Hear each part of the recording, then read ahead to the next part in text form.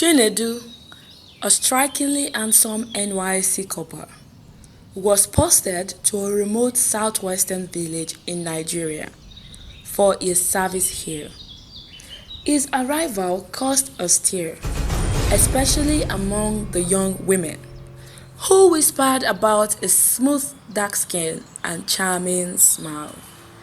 The village elders welcomed him, and he was assigned to teach at the community secondary school.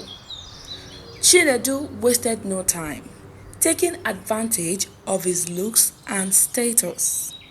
He lavished attention on the teenage girls, offering them private lessons, gifts, and sweet words.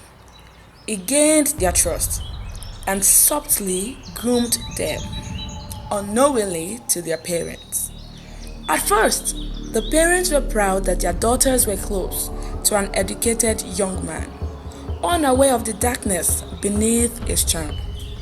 It started with one girl, then another. Chinedu convinced them he loved them, promising marriage and a better future. He carefully hid his activities, ensuring that no one suspected the truth. However, secrets do not stay hidden forever. Months passed, and whispers of young girls missing their periods began to circulate. Some parents took their daughters to herbalists, thinking it was a spiritual attack. Meanwhile, Chinedu continued his predatory ways, oblivious to the growing storm. One day, an elder's daughter collapsed in the marketplace.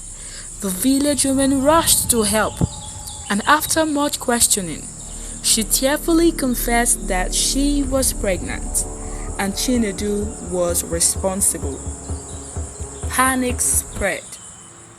Other girls came forward, revealing their own horrifying experiences. The elders, furious, called for a village meeting.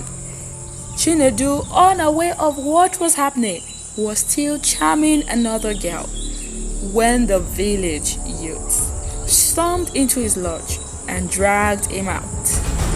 The evidence was overwhelming. 5 pregnant girls stood before the entire village, each confirming that Chinedu had deceived them.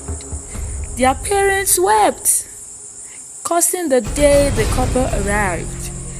The once admired teacher was now the most hated man in the village. The chief elders deliberated. Some wanted him handed over to the police, while others insisted on traditional justice.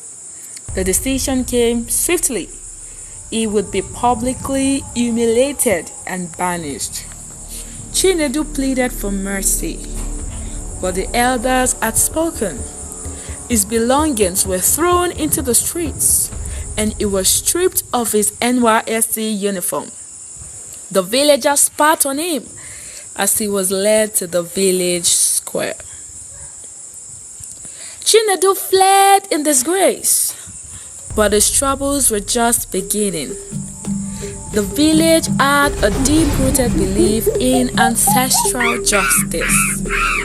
The local deity was known to punish defilers of young girls. Days after his expulsion, he fell seriously ill. His once handsome face swelled. His body was covered in sores, and he experienced unbearable pains. He tried to seek help, but no doctor could explain his mysterious illness. But the parents, devastated, sought spiritual assistance, only to be told he had invoked the wrath of the land. His mother wept, regretting the day he was born. Chinedu's condition worsened. He was abandoned by his friends, and even his family distanced themselves from him. He roamed the streets, a shadow of his former self. One evening, a group of villagers found his lifeless body. Near the riverbank, he had died alone, rejected and cursed.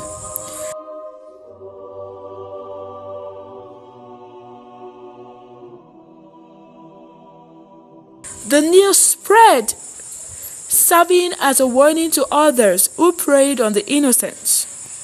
Back in the village, the girls he deceived were comforted by their families.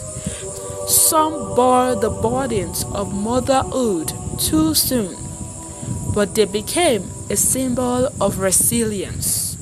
Chinedu's story became a lesson passed down through generations, a tale of betrayal, justice, and the wrath of the ancestors.